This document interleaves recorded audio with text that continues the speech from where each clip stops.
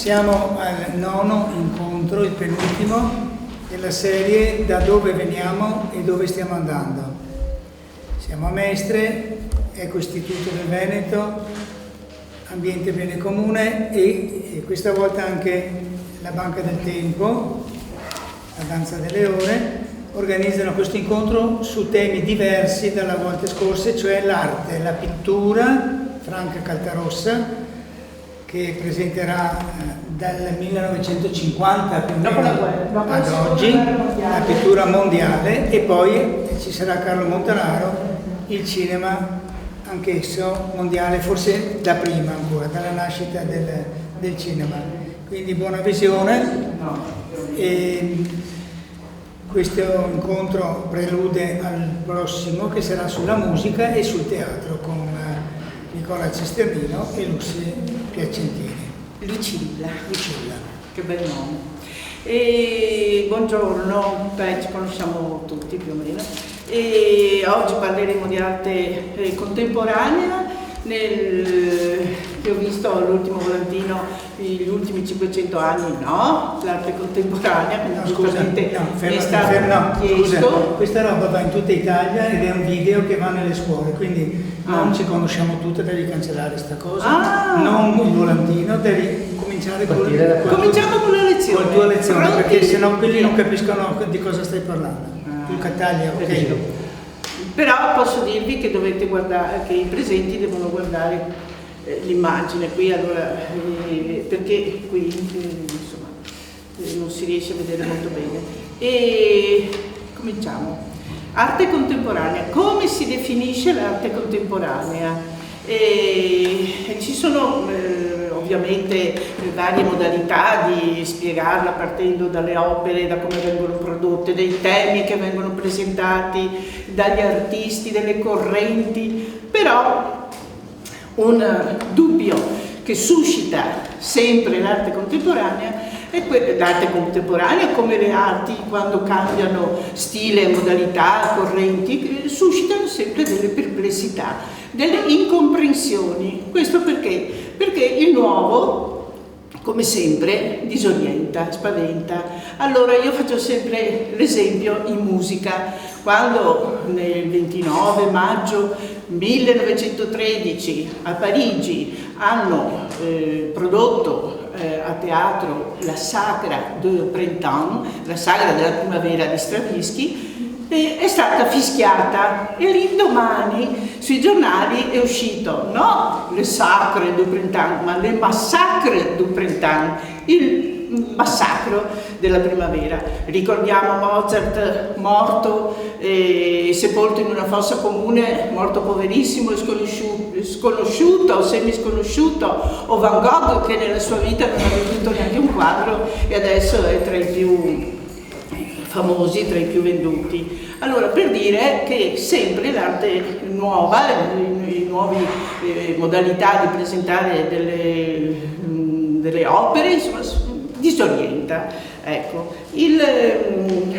soprattutto perché l'arte che conoscevamo, che si conosceva insomma fino all'Ottocento, era un'arte le arti visive, parlo nella pittura, era un'espressione di narrazione, di racconto. Spesso si attingeva al Vecchio Testamento, al Nuovo Testamento, oppure nell'Ottocento c'è stato invece un grande sviluppo delle storie familiari. Molti artisti, Renoir, insomma, gli impressionisti dell'Ottocento hanno rappresentato la borghesia, che diventava in quel momento i mecenati, corrispondevano, non so, al Cinquecento i papi erano i mecenati degli artisti, o i grandi borghesi, nobili, ecco. E invece insomma le cose stavano cambiando. Grazie a cosa? A quale fenomeno? Al fenomeno della fotografia. La fotografia ha veramente determinato un grande cambiamento nella storia dell'arte. Perché? Perché meglio della pittura la fotografia poteva rappresentare la realtà. Non c'era non c'era insomma più bisogno che l'artista riproducesse la realtà nei minimi dettagli particolari, poteva farlo la fotografia. A quel punto l'artista si è sentito anche più libero, con la possibilità di esprimersi, di arrivare all'espressionismo o anche all'impressionismo. L'impressionismo cos'era? L'impressione che ti dà un oggetto che devi rappresentare, un'impressione legata anche a uno stato emotivo. Ancora di più l'espressionismo stava a manifestare attraverso l'opera, insomma, un'espressione dell'animo. E a quel punto, come dicevo, l'artista si è sentito sbrigliato da questi legami, no? Da queste cose che lo trattenevano, e ha cominciato a parlare di sé, del proprio vissuto, del proprio contesto sociale, storico, ambientale, e nel tempo poi si sono sviluppati tantissimi temi. Adesso ve ne cito qualcuno, li ho elencati perché sono veramente tanti. E allora hanno elaborato il proprio vissuto, gli sconvolgimenti sociali e politici, le migrazioni, i cambiamenti climatici, molti artisti affrontano questo tema, la tecnologia, l'identità, la memoria, il potere, i sistemi, l'ambiente e le tante forze che modellano la nostra vita quotidiana. Insomma, per dire le parole brevi, quello che adesso si chiama la complessità del presente. Ecco, adesso l'artista si è assunto questo compito, quasi da psicologo, insomma, di rappresentare la vita, il sociale, l'ambiente. E quali sono i medium? Ecco, anche un altro grosso tema, per esempio nell'arte classica che conosciamo, rinascimentale, cosa c'era? La tavolozza, poteva essere di tela, poteva essere in legno, e poi i medium, come ci dicevano all'Accademia, che medium usi, i pennelli, i colori potevano essere tempere oppure colori ad olio, insomma non si sfuggiva, o la scultura con lo scalpello, un pezzo di pietra o marmo, dipende. Ecco, questi erano. Adesso i medium include sempre la pittura, ma poi c'è anche la scultura, ma c'è il video, la fotografia, la performance, l'arte urbana, le installazioni digitali, opere che fondano, e anche questo interessante, opere che fondano più tecniche contemporaneamente, e ovviamente la land art che adesso è un po' in abbandono, ma fino a pochi anni fa anche in Italia Cristo ha fatto una cosa meravigliosa al Lago d'Iseo. Ecco, e anche il formato delle opere, sì, anche prima si vedevano le grandi paglie d'altare, i grandi affreschi, però adesso possiamo lavorare su micro misure, insomma, piccolissime o più grandi o enormi. Pensiamo ai quadri di Kiefer che sono stati presentati a Palazzo Ducale 2 anni fa, non so se siete andati, ecco, e i quadri erano enormi come quelli del Tintoretto a cui lui crede di assomigliare. Allora, adesso, appunto dal 1950, mediamente dopo la Seconda Guerra Mondiale, sono nate tutte queste correnti. Adesso ne sono nate tantissime, più di un centinaio, per cui adesso ve le presento tutte. No, ho fatto una selezione, ve ne mostrerò circa una ventina, e soprattutto gli esponenti più importanti di queste correnti artistiche. Cos'è una corrente? È un gruppo di artisti che si riconosce nella stessa idea di arte, molto spesso anche nelle stesse tematiche da rappresentare. Ecco, questa è una corrente. Cominciamo con le correnti, altrimenti ecco, allora cercate di vedere qua, perché ecco, lì non si vede molto bene. Il primo che ho messo è Marcel Duchamp, perché vive a lungo, muore nel 68, però non è così significativo come periodo storico, voglio dire, come periodo proprio di vita, ma è fondamentale per l'impulso nuovo, nuovissimo che lui ha dato all'arte. Moltissimi artisti fanno riferimento ancora adesso a Marcel Duchamp.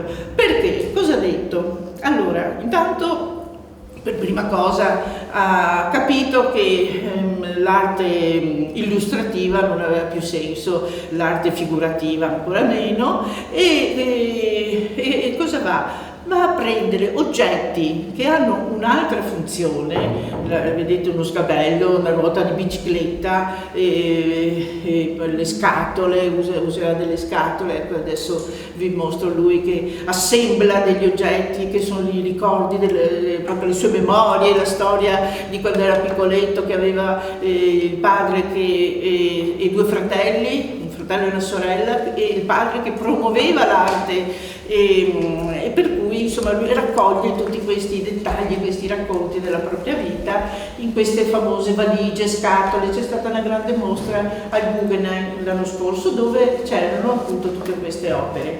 e lui appunto rompe con la tradizione dicendo che non ha più valore l'estetica, ormai si va al concetto. Ecco, questa parola arte concettuale che un po' raccoglie tutte le nuove discipline dell'arte, resta attiva ancora adesso, e l'ha lanciata proprio Duchamp. Tra l'altro lui ha promosso anche dei movimenti, il movimento Dada, che adesso in tutti i libri di critica d'arte dicono dadaismo. No, lui non avrebbe mai voluto, odiava gli ismi e i culti, diceva, no? Lui Dada, movimento Dada, un movimento libero, un movimento della fantasia, E ecco, per testimoniare la sua dissacrante arte, cosa fa? Prende un... sento, no, sono non riesco a trovare niente, no, io sono non riesco a trovare niente. Mi sembra Questa cosa non... quello, no?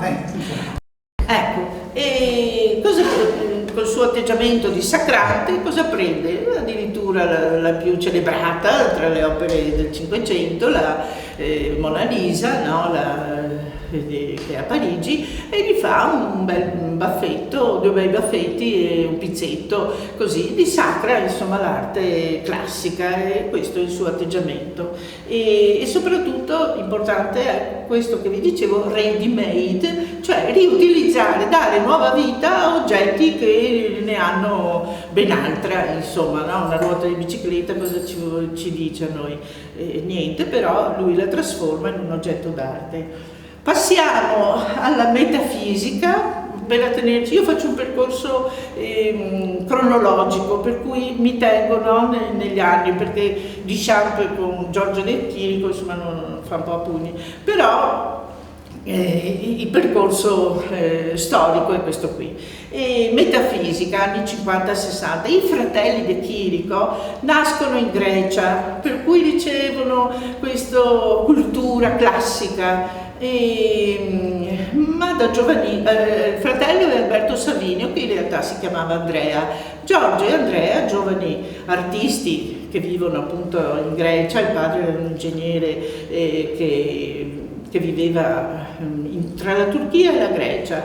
Comunque loro partono alla ricerca delle opere dell'Europa, perché tutti gli artisti ancora adesso, vi assicuro, quando anche un artista d'arte contemporanea a un certo punto viene in Italia, ha bisogno di conoscere l'arte rinascimentale italiana. Questa è una tappa impossibile, insomma, da rinunciare. Ed ecco anche i fratelli De Chirico che arrivano in Italia, ma quando sono verso Roma, poi salgono, perché scendono a Brindisi, no? Prendono un traghetto dalla Grecia e salgono per venire a Venezia ovviamente, ma a quel punto decidono di andare a Monaco, e lì vengono molto influenzati da Böcklin in Germania. Böcklin, quello delle rappresentazioni di montagne, di paesaggi un po' solitari, dove c'è un silenzio,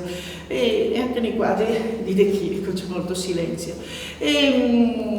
Allora, appunto, va in Germania e lì scopre che l'arte classica condizionava molto lo spirito, insomma, di quegli artisti, per cui si riaggancia alle sue origini e praticamente tutti i suoi quadri sono sempre ispirati, adesso ne vediamo un altro, ispirati all'arte classica, classica nella struttura, vedete le proporzioni, lui ovviamente crea questi personaggi giganteschi, però la simmetria, i criteri, le due porte che sono ai lati, no, del muro, che richiamano molto il Pontormo 500, anche lui usava sempre queste grandi arcate, queste porte.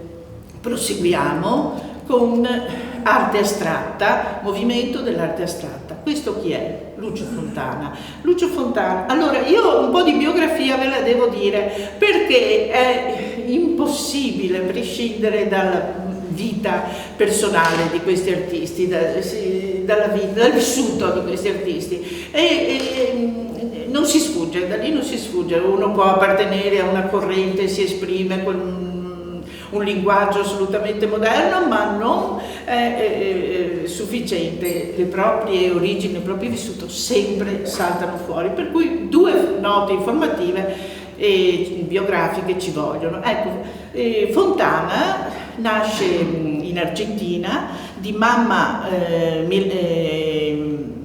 madre argentina e padre milanese, per cui tutta la sua vita continuerà a fare la spola tra l'Argentina e Milano.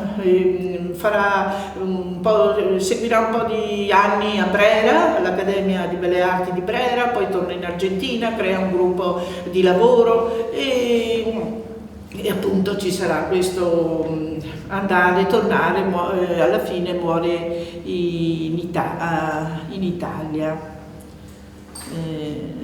Allora, concetti spaziali, sempre arte concettuale, arte astratta, avete visto, e una tela spesso monocolore imprime all'interno di questa tela dei tagli. Perché? Qual è il suo desiderio? Andare oltre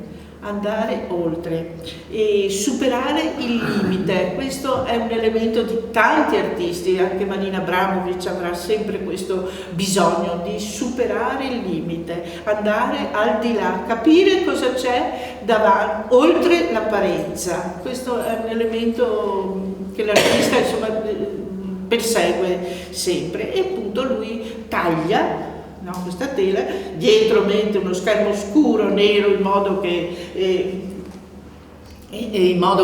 risalti di più il taglio, e appunto cerca di farci superare questo limite entrando in una dimensione tridimensionale, no? Larghezza e profondità.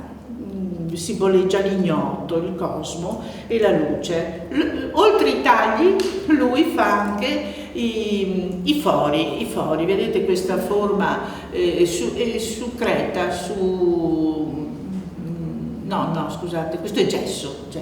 Quest'opera era alla Guggenheim e poco tempo fa che c'era una mostra proprio su Lucio Fontana, sì, una bellissima mostra. E seguiamo, no, niente, dovete guardare lì, perché un altro artista, Quattro cose poi. non c'è? Jackson Pollock, Eccolo qua. Jackson Pollock è action painting, ha sempre arte astratta. Questo non lo conosciamo, il dripping, no? Si conoscono questi artisti, vero? Sì. Genere. Allora lui cosa fa? Lavora su dei grandi tele,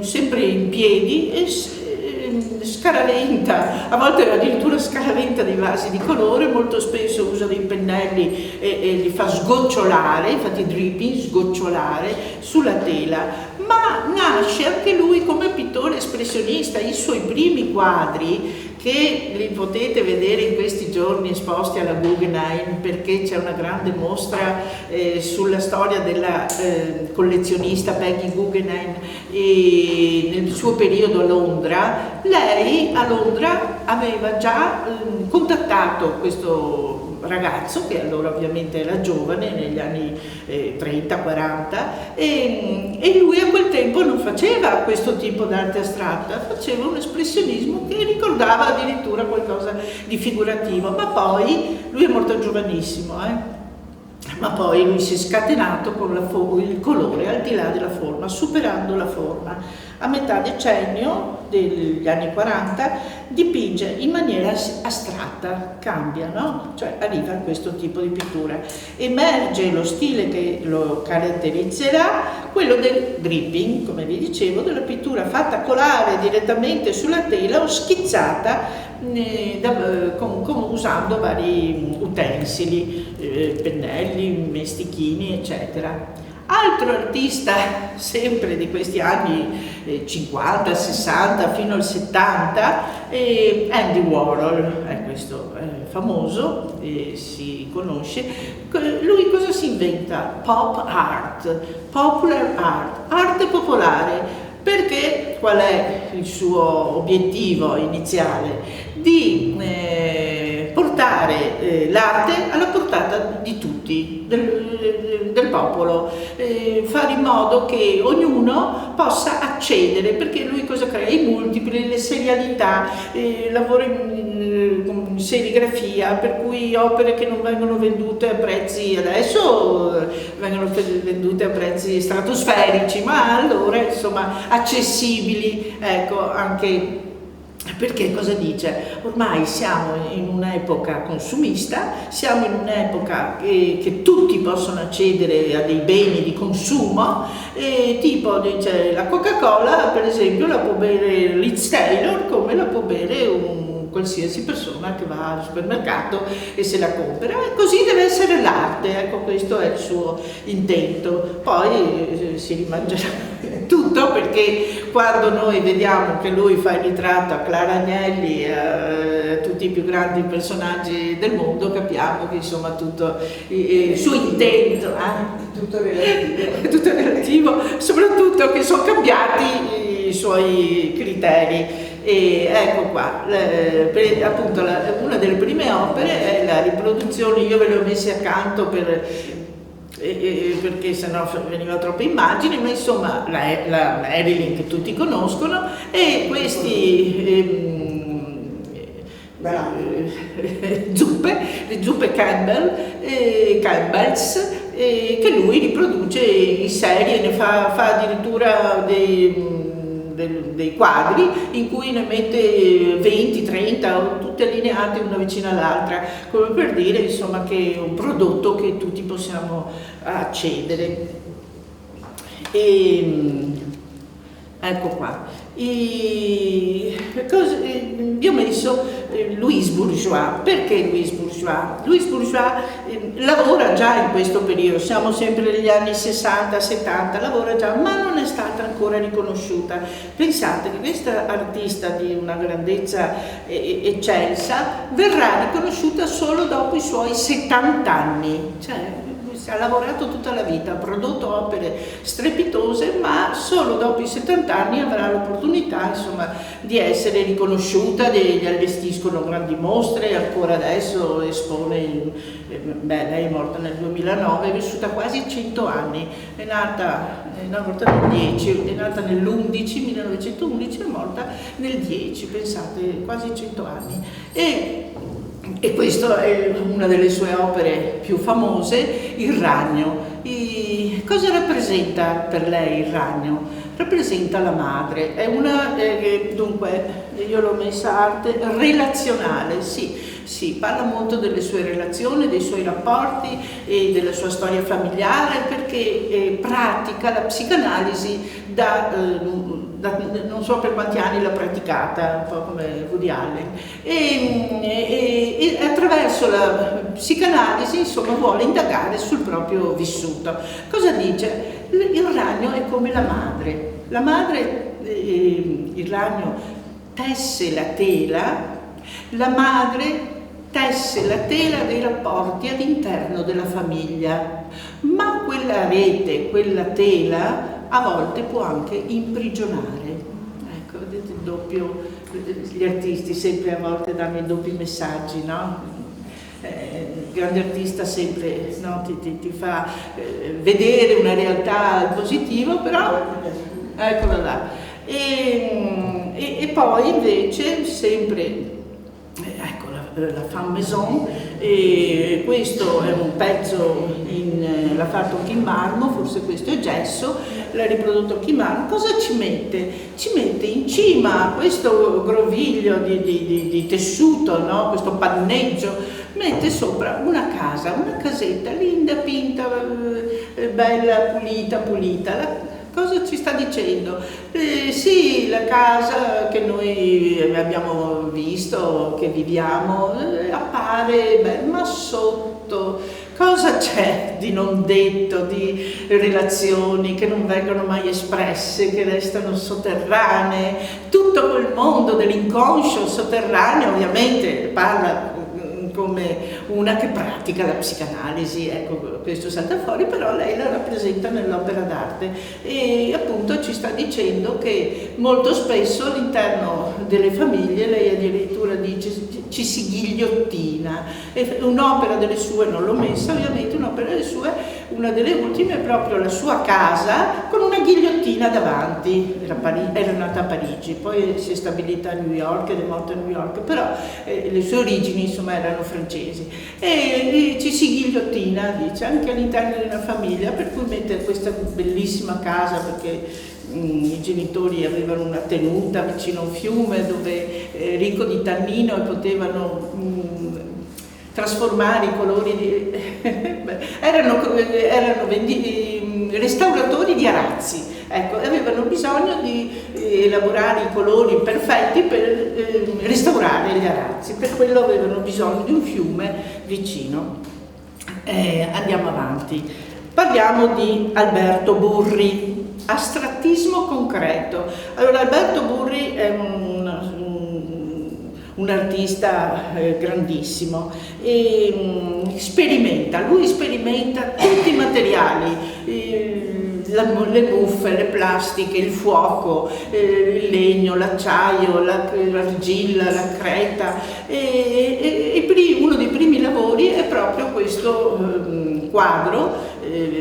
E ovviamente vedete è stato incorniciato con un quadro, plastica bruciata, per vedere come la metamorfosi dei astrattismo concreto, ve l'ho detto, vero?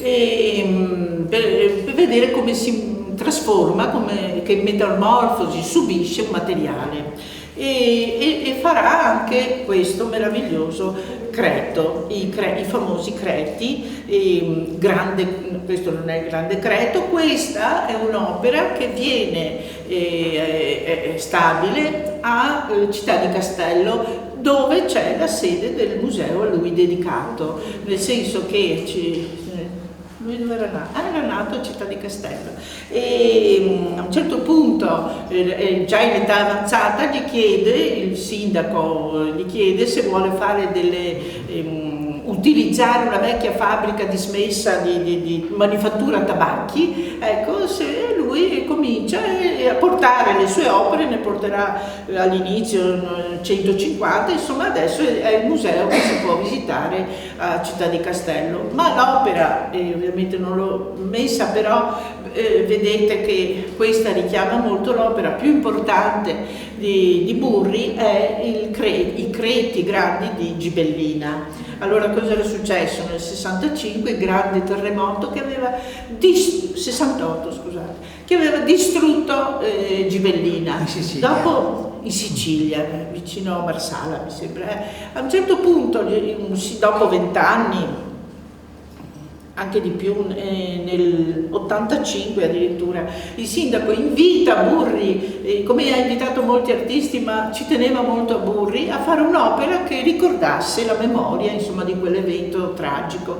E lui cosa fa? Va lì, sta lì, guarda bene e decide di andare non più nella nuova Gibellina come avrebbe voluto il sindaco, ma nella vecchia Gibellina, che era 20 km dalla nuova e che era completamente distrutta.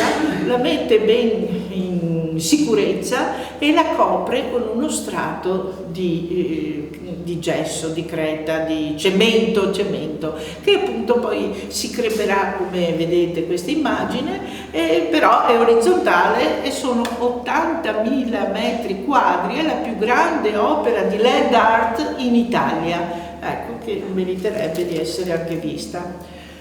Andiamo a Joseph Beuys, arte povera.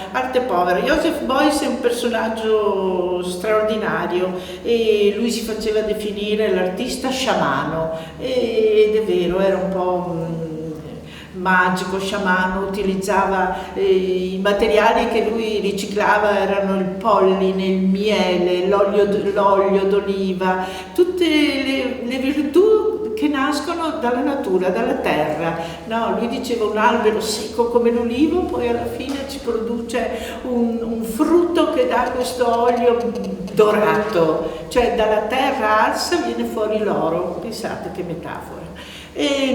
Allora, cosa succede? Durante la seconda guerra mondiale, lui era militare, era un aviatore, cade in Crimea, cade da un aereo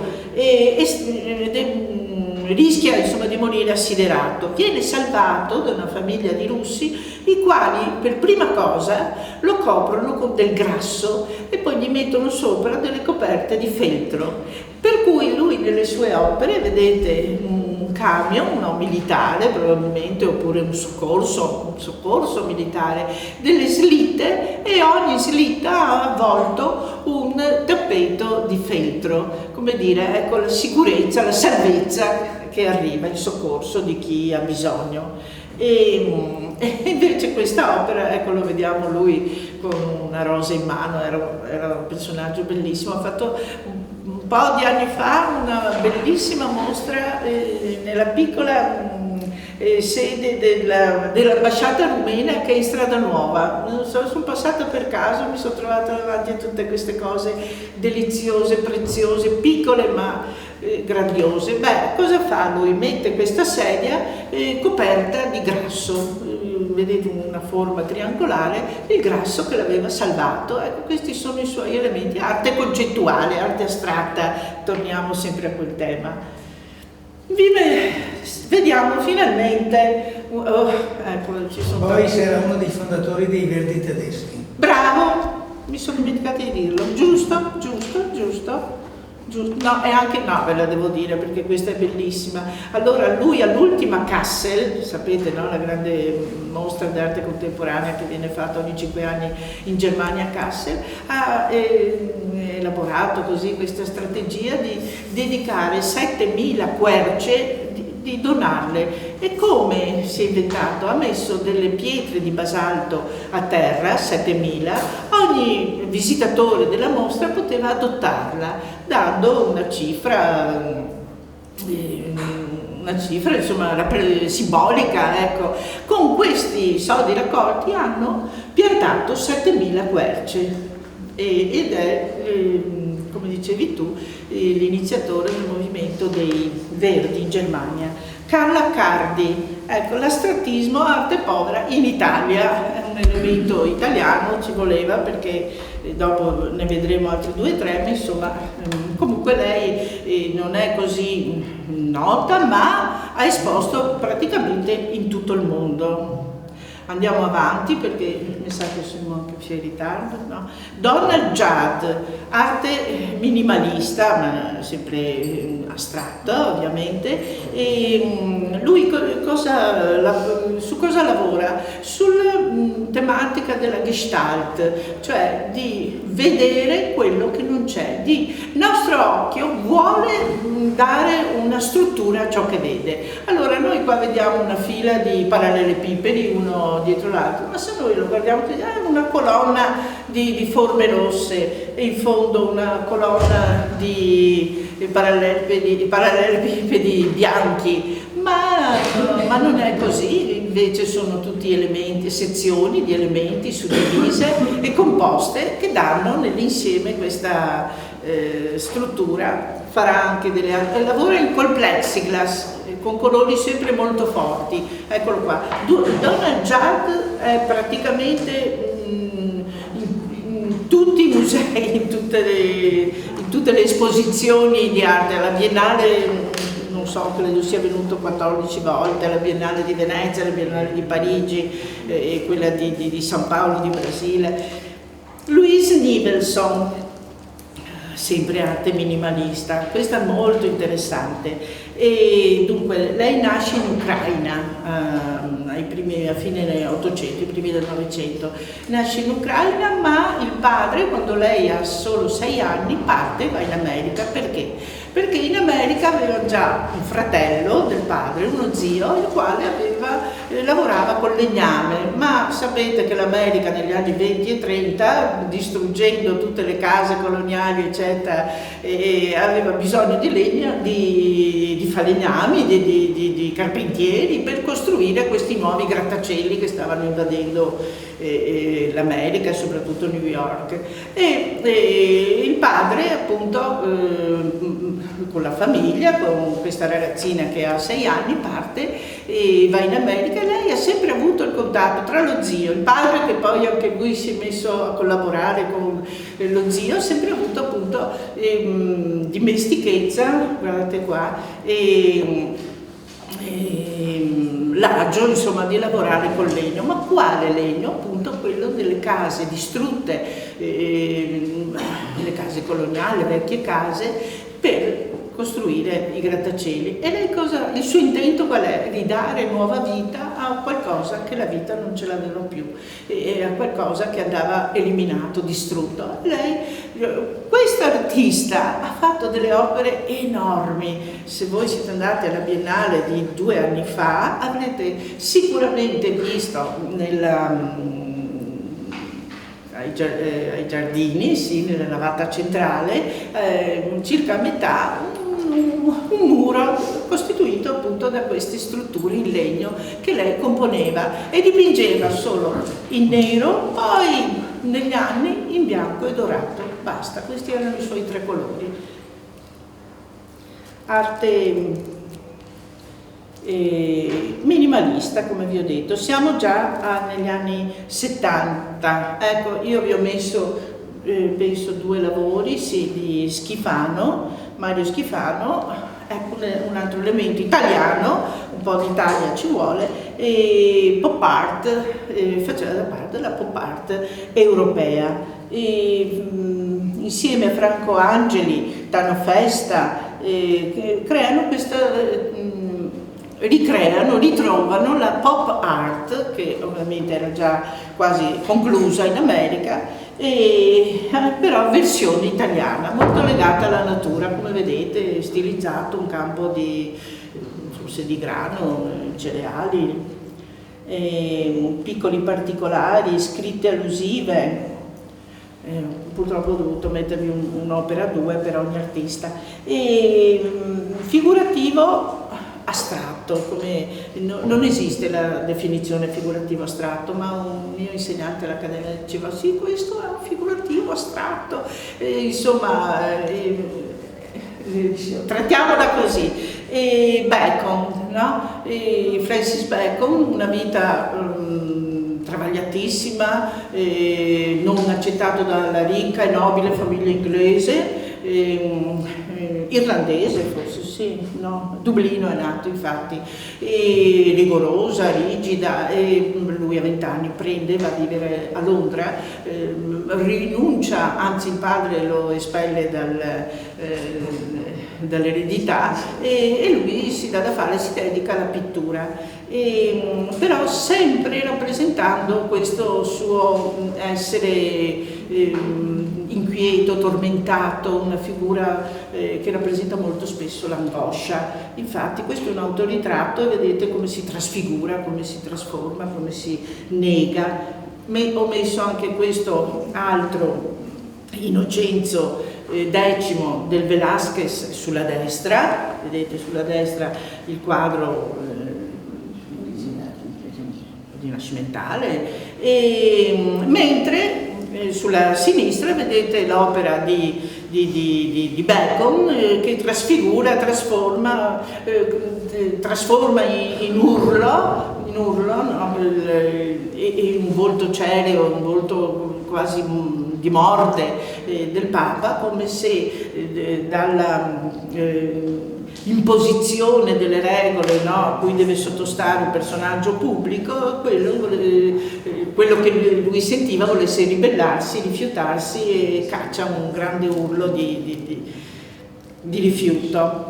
Michelangelo Pistoletto, ecco, arte povera, l'ho messo perché è un personaggio autorevole, importante, conosciuto ovviamente in tutto il mondo, e qua lo vediamo, penso sia una delle ultime biennali che è venuto, saranno 6 anni, 3-4 biennali fa, non molti anni fa, e prende gli specchi, lo specchio in cui lui dice tutti si possono, anzi lui vedete prende lo specchio, gli mette una bella cornice, lo trasforma quasi in un quadro, noi ci rapportiamo allo specchio, ci guardiamo nello specchio e possiamo dire che anche noi facciamo parte di un quadro, ma lui col suo atteggiamento di sacrante, di rottura, rompe l'immagine, forse anche lui nell'intento di andare oltre, di vedere oltre cosa succede. Ecco, il 2, questo si chiama il terzo paradiso. Lui dice: stiamo vivendo un grande, devastante conflitto tra natura e artificio. Qual è il compito che dovrebbe avere l'artista, l'essere umano? Quello di conciliare questi due elementi, la natura e l'artificiosità del vivere, no? Del vissuto. Due elementi che stanno veramente agli antipodi, no? Però lui dice armonizziamoli, uniamoli, trasformiamoli in qualcosa che ci diano, sono tutti concetti, no? Concetti un po' filosofici di vissuto, ma questa è l'arte contemporanea. E questa grande Venere che rappresenta la bellezza classica dell'arte greca, cosa guarda, poveretta? Una montagna di stracci. Ecco, la Venere si deve confrontare, sì, un po' una critica, no? La critica sociale, una critica forse anche nei confronti dell'arte, come dire, l'arte che una volta era splendida e rappresentava la bellezza della classicità, adesso si deve confrontare con questa montagna di stracci, e lui lo vedete lì davanti.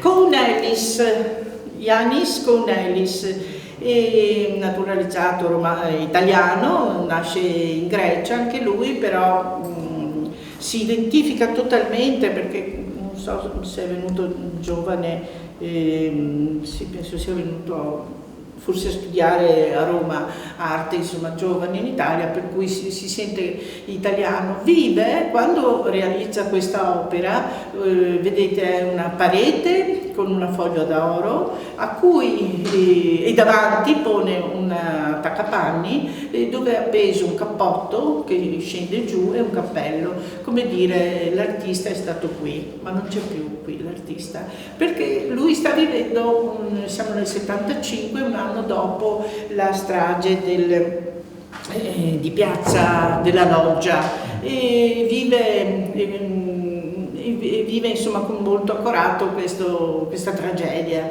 e lui dice: ma l'arte non ha più nessuna funzione, l'arte purtroppo in questo momento oppure nella sua intenzione, l'arte ha sempre il desiderio di edificare, di costruire, di dare nuovo impulso vitale, ma non lo ritrova più, e sta a rappresentare appunto questo suo sentimento infatti la chiama la tragedia, questo lavoro, l'oro e la tragedia, ecco, il sacrificio dell'artista. Davanti all'idealismo rappresentato dall'oro, l'artista con tutta la sua buona volontà si arrende, ecco, non è un'opera edificante, ma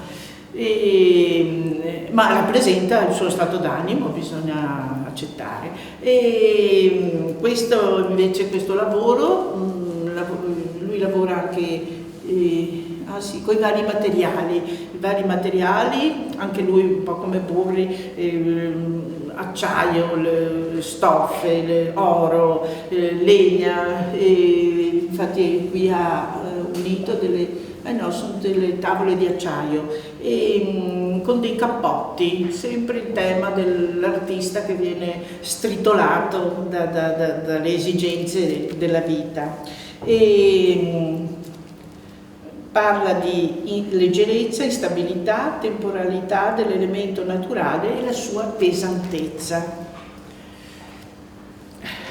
David Hockney, New Realism Pop Art, anche in questo caso, siamo negli anni 60-2000, è ancora vivo e produce ancora, lavora tantissimo e comunque è l'artista vivente che ha venduto, è ancora vivente appunto, che ha venduto a un prezzo più alto la sua opera. Un'opera sua è stata venduta a un'asta $90 milioni. 90 milioni di dollari, è l'opera più venduta. E adesso realizza sull'iPad, dipinge i suoi disegni, fa delle foto, le prende dall'iPad, poi le modifica, poi le ingrandisce enormi, fa delle opere enormi. Un amico che è andato in America le ha appena viste, ha detto sono gigantesche, e sempre che riproducono però questa dimensione un po' soave, delicata, no? La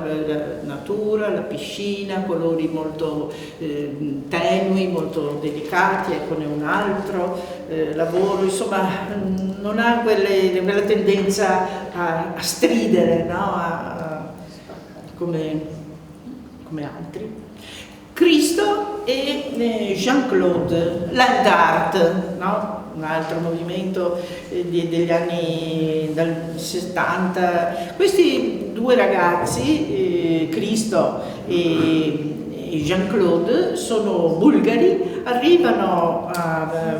prima arrivano a Venezia, pensate, e vengono proprio subito colti, capiti, ecco, da un mercante d'arte veneziano, e viene compreso che loro hanno del talento e li sostiene, li porta a Parigi e insomma e lì cominciano il loro lavoro. Qual è il loro lavoro?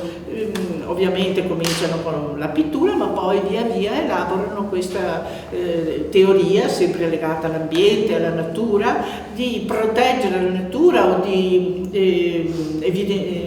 valorizzare il mondo della natura attraverso questi drappi che loro creano, o soprattutto impacchettando i monumenti, impacchettano il Pont Neuf a Parigi, impacchettano la Porta di Brandeburgo, adesso vi mostro anche qualche altra cosa, ecco, impacchettano il giardino nel parco meraviglioso in Svizzera, vicino a Basilea, del Beyeler, il museo Beyeler, che è una meraviglia, dovete andare, e lui appunto riesce a realizzare questo progetto. Come si mantiene, diciamo, questi due, perché anche loro hanno poi creato un impero di ricchezza, vendendo i loro progetti. Ecco, questo per esempio è un progetto di questo impacchettamento ed è quello appunto che poi finanziava le opere da realizzare. Quest'altro lavoro si chiama Mastaba. Questo è l'unico lavoro che lui non è riuscito a realizzare. Lui è morto 4 anni fa, però questo era solo un progetto che non è riuscito a fare. Dunque, com'era il pensiero? Di impacchettare 340.000 barili di petrolio ad Abu Dhabi, negli Emirati Arabi. Questo progetto, non si vede niente. Si chiamava Mastaba e doveva essere alto 150 metri e largo 225 metri, insomma un monumento, un'opera monumentale, e invece non si è realizzata, però il progetto esiste. Joseph Kossuth. Ecco, una piccola mostra ma molto significativa in questi giorni è Tre occhi alla Giudecca a Venezia. Non ci sono molte opere, però ecco che Kossuth torna a galla e l'abbiamo visto praticamente dovunque. Lui espone biennale centinaia di volte, a Kassel non parliamo, ha avuto tantissime onorificenze, lauree honoris causa all'Università di Filosofia a Bologna, croce cavaliere prima classe del merito in Austria, insomma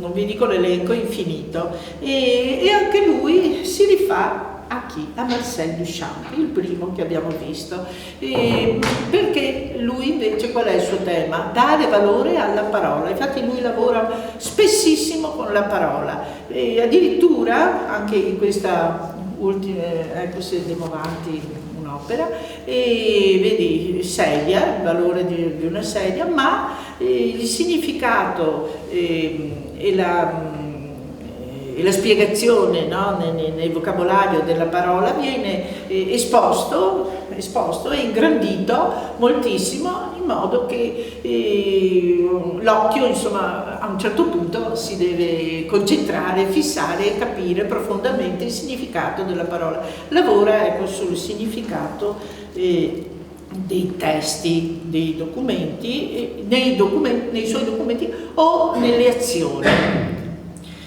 Vi ho messo la Transavanguardia, avevo messo più opere, oggi però ho dovuto toglierle, vi ho lasciato solo Sangrochia, che a me piace molto, e la Transavanguardia, altro movimento italiano, però ha avuto un grandissimo successo praticamente in tutto il mondo, e sono... li conoscete di sicuro: Sandra Chia, Francesco Clemente, Enzo Cucchi, Nicola De Maria e Mimo Paladino. Ecco, questi 5 promossi da Achille Bonito Oliva, il quale ha proprio inventato questo termine della transavanguardia, cioè una forma pittorica, forma artistica che attraversava vari movimenti. È stato anche molto criticato per aver recuperato in qualche modo negli anni '80 la pittura, come stonava, no? In questo momento che tutti si esprimono attraverso l'astrattismo, l'arte concettuale. In Italia è saltato fuori questo movimento che si dedicava totalmente alla pittura. Addirittura un critico, Burlock, dice, no, che questo movimento poteva rappresentare un fenomeno pericoloso che voleva dire un richiamo all'ordine, torniamo alla pittura, ma non è stato così. Marina Abramovic, body art, non poteva mancare la body art, e vi ho messo la più significativa, la più nota, la più rappresentativa del movimento della body art, anche se la body art era cominciata già nel 70-75. Questa opera invece è del 97, che ha vinto il Leone d'Oro. Questa è stata fatta alla Biennale. Allora, cosa ci fa vedere lei? Ci fa vedere una montagna di ossa, e sotto non erano ossa di bovino, ma sopra sì, e lei ha passato ben 9 giorni, per 9 ore, grattando queste ossa. Perché? L'opera che era composta da vari video, documenti, oggetti, però ovviamente la più importante era questa, si chiamava Barocco balcanico, parlava delle guerre nel 90-95, le guerre nella sua ex Jugoslavia. Lei è di Belgrado, e lei cosa dice? Che quel popolo è stato scarnificato fino all'osso. E come lo rappresenta? Scarnificando delle ossa. No, simbolicamente è un messaggio molto forte. Invece si è addolcita, si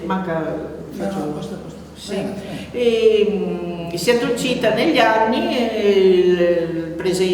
L'artista è presente, si chiama questa performance, è durata 5 mesi al MoMA, e Museo d'Arte Moderna di New York, e lei aveva questo scopo, no? Seduta, tutto il pubblico poteva prenotarsi per sedersi davanti a lei, l'unico aggancio che poteva avere con il suo pubblico era con gli occhi. Loro stavano seduti uno di fronte all'altro, dopo ha eliminato anche il tavolo, e dovevano comunicare, guardarsi con gli occhi. Ci sono ovviamente, se guardate su internet, 100.000 di queste immagini, anche personaggi famosi, Brad Pitt, attrici famose sono andate, dopo si vedono con le lacrime, perché a guardare intensamente una persona è vero che ci si emoziona, perché si entra in contatto profondo, no? Ecco, questa immagine che ha fatto il giro di tutti, perché è un po' romantica, era il suo vecchio compagno di lavoro, compagno anche di vita, Ulay, tedesco, che non si vedevano da 20 anni, e lei appunto la vediamo in un momento di questa performance.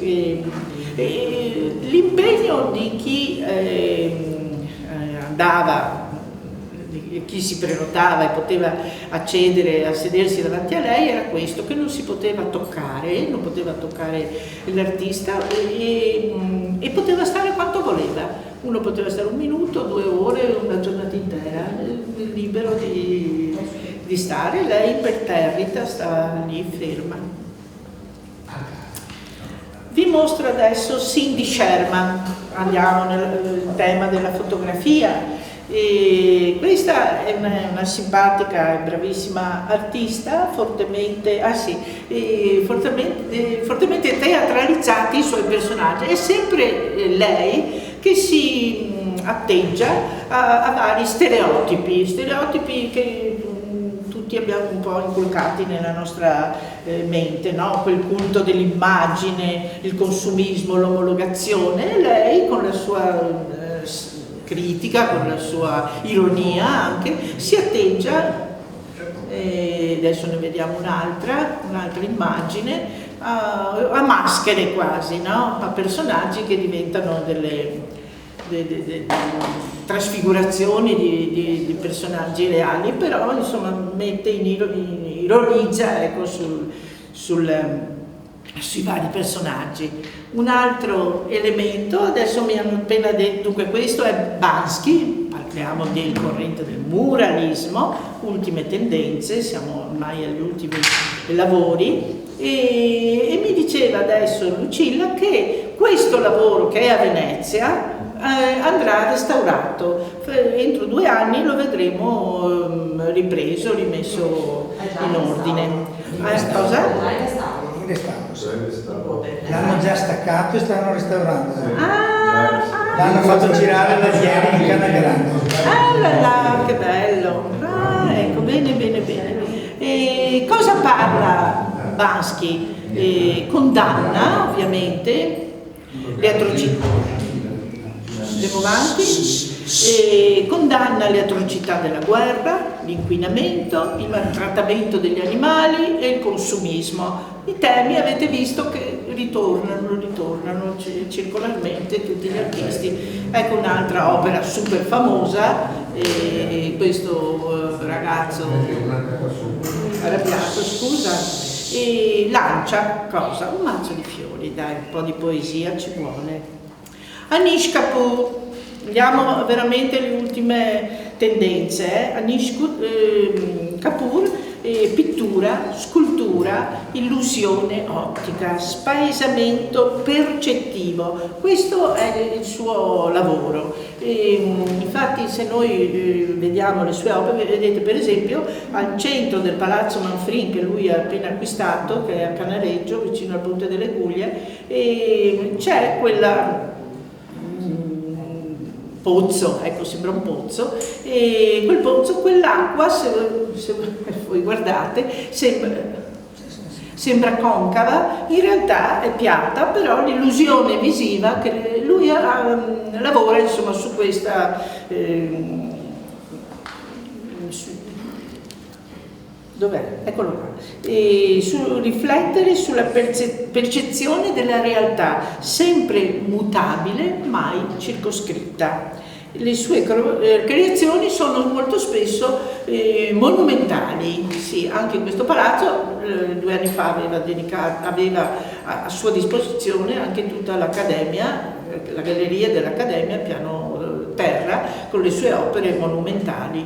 E ecco, questo là si vede proprio niente, ma se guardate qua è bellissimo, perché quando si vede, questo era le gallerie dell'Accademia, quando entri e sei di fronte a questa opera non percepisci un bianco che sfuma, una rotondità e basta. E sempre resta questa illusione che sia piatto. Quando ti avvicini a un certo punto ti rendi conto invece che c'è una protuberanza, e lui l'ha fatta quando la moglie era incinta.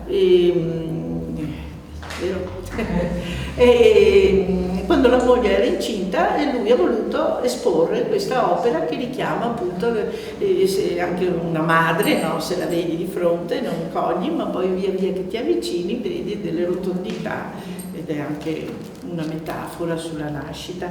Gli ultimi 2 che vi ho messo, 2 che piacciono molto a me, Ai Weiwei, artista cinese, che ha la salute forse San Giorgio. Sì, San Giorgio. Quanti anni fa? 2 anni fa. 2? 2 anni fa ha realizzato questa enorme opera, questa specie di lampadario fatto di vetro, tutto di vetro, fatto a Murano, da Berengo, ditta Berengo, costituito da ossa, riproduzioni, vetro di ossa, per cui anche una fragilità, ma una grandiosità. Pensate, la navata di San Giorgio è enorme, e questo è bellissimo lampadario sospeso, no? Memento Mori l'ha intitolato, Memento Mori, e ricordiamoci che dobbiamo morire, questo si fa presto a capire. Esprimere, nel suo sito, perché lui è stato in carcere, gli hanno distrutto in Cina, gli hanno distrutto il suo atelier, l'ha rifatto, ha creato una scuola, gli hanno distrutto, insomma adesso vive a Londra, mi sembra. Vabbè, nel suo sito la prima frase che viene: esprimere se stessi fa parte dell'essere umano, dice, no? Privarlo della propria voce è come dirgli: tu non fai parte della società.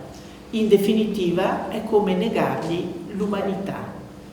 Questo è il suo proclama, insomma, il suo lavoro. Quest'altra opera, questa è struggente, questa l'ha fotografata a Palazzo Strozzi a Firenze, e aveva a disposizione praticamente tutto il palazzo per raccontare le sue opere, la sua vita, perché come vi avevo spiegato prima, gli artisti hanno in qualche modo emerge sempre il proprio vissuto. Lui cosa ci sta raccontando con questo drago fatto di centinaia di zainetti di ragazzini? Ci sta raccontando un evento successo, che poi ci ricordiamo tutti, un grande terremoto nel Sichuan. Il Sichuan è una regione al sud-ovest della Cina, vicino al Tibet, che di 15 anni fa c'è stato un terremoto tremendo, ma io me lo ricordo, insomma, sui telegiornali è apparsa questa notizia, ma non è stato detto quanta gente è morta. Sono morti 85.000 persone, non si è saputo, e soprattutto 5.000 ragazzini, bambini. Perché? Perché le scuole non erano fatte con il materiale antisismico, neanche le case veramente. Comunque lui a rappresentare queste morti sotterranee, questo dolore che è sempre sotterraneo, un serpentone, un drago, mette questi centinaia di zainetti a forma di dragone appesi alla parete. Questo simbolicamente e concettualmente voleva ricordare questo, anche perché lui non poteva, quando era in Cina, denunciare questo evento, rischiava veramente la vita, infatti se n'è dovuto andare, ma lui continua a lottare, è bravissimo. Ecco, l'ultimo che vi metto è Bill Viola, spero di finire. Ah no, dopo ve ne metto altri due, ma non sono artisti, però sono interessanti da sapere. E Bill Viola attraversa l'attraversamento, lui fa video lenti, tutti procedono con una lentezza straordinaria. E cosa ci rappresenta? Il passaggio tra la vita e la morte, tra la vita e un cambiamento, una metamorfosi, sempre questo insomma è il suo tema. E qui vediamo una serie di figure, adesso ne vediamo ovviamente una, ma questi video sono venuti a Venezia tantissime volte, anche recentemente, poi sempre a Palazzo Strozzi un po' di anni fa c'era una grande mostra monografica su di lui. E cosa volevo dire? Ah sì, il passaggio dalla vita alla morte. Lui mette uno schermo, una tenda d'acqua, e si vede da lontano una figura che intravista, che via via affiora e appare in tutta la sua interezza, in tutta la sua bellezza. Ecco, questo passaggio è molto intenso. Invece l'ultima opera, e la vediamo in due passaggi, è ripresa da una Resurrezione, Masolino da Panicale, 1425. Bill Viola molto spesso riprodurrà pitture del Cinquecento, farà anche l'incontro delle due Marie del Pontormo, quel bellissimo, avete presente le due Marie che si incrociano, le due madri di Cristo e di San Giuseppe, e di Giovanni Battista. Giovanni Battista?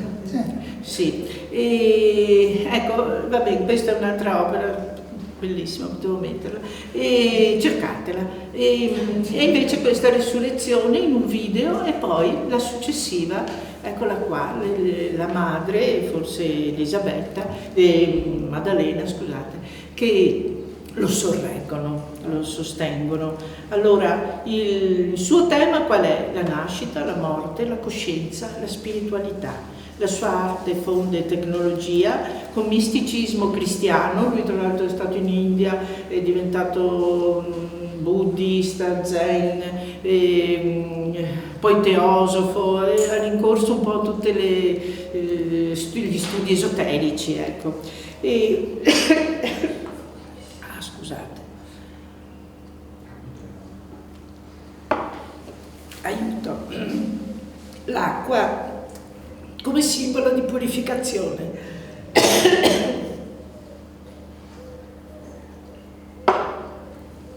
Ecco,